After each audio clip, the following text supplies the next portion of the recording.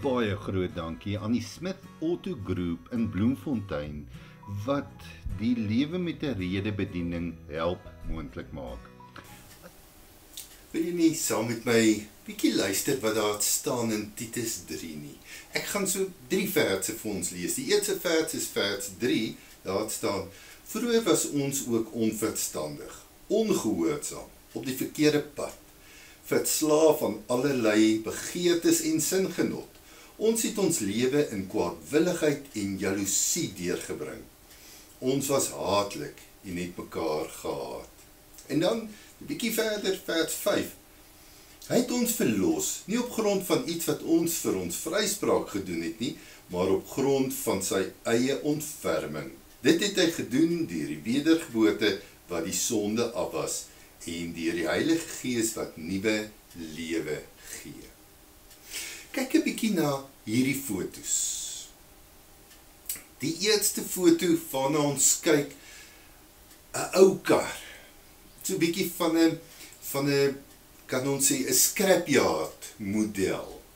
Nou glad nie iets om op trots te wees nie. Glad nie iets wat jy sal sê, "Sjoe, dit is nou 'n beeldskone stuk mensewerk nie."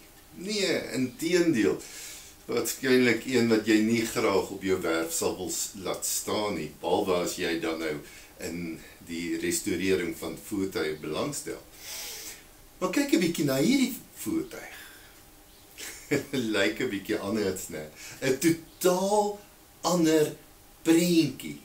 Dis 'n pragtstuk. Dis 'n spogmotor. Dis regtig 'n uitstal item. Te mooi. Om net so 'n bietjie die agtergrond van hierdie twee fotos. Ek het die foto op Facebook gekry van 'n Ronnie Sheffield wat dit in Desember 2020 geplaas het. En die 1961 Corvette is gerestaureer deur die Driftwood Fabrications. Dit is 'n bietjie die agtergrond.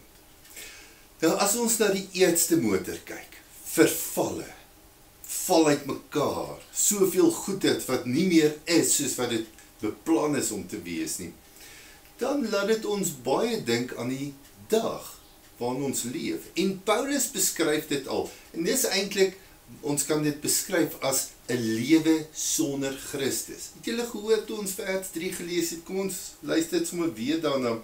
Daar staan: ons was onverstandig, ongehoorsaam, op die verkeerde pad, verslaaf aan allerlei begeertes en singenot. Ons het ons lewe in kwaadwilligheid en jaloesie deurgebring.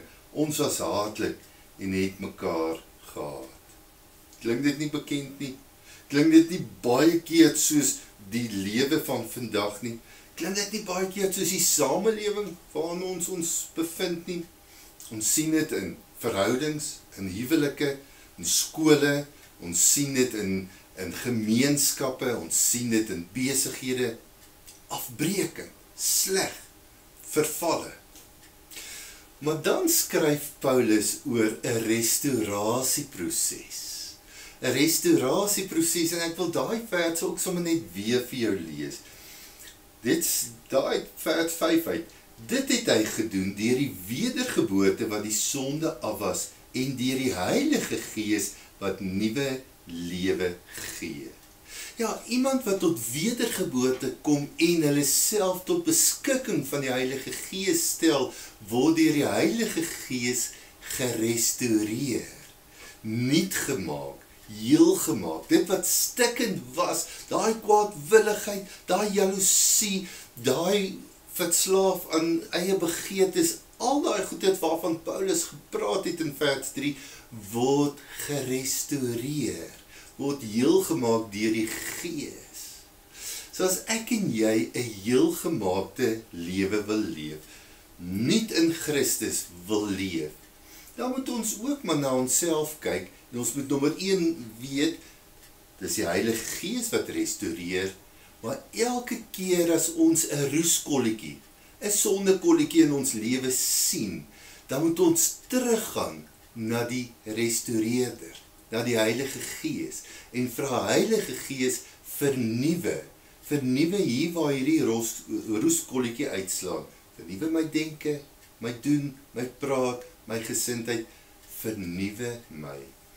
Wil jy nie ook nou, voor die Heilige Gees kom stil word en vra, Heilige Gees, vernuwe my menswees, sodat ek tot eer en lof van U naam as U kind kan leef. Groot dankie aan die Smith Auto Group in Bloemfontein wat die lewe met 'n rede bediening help moontlik maak.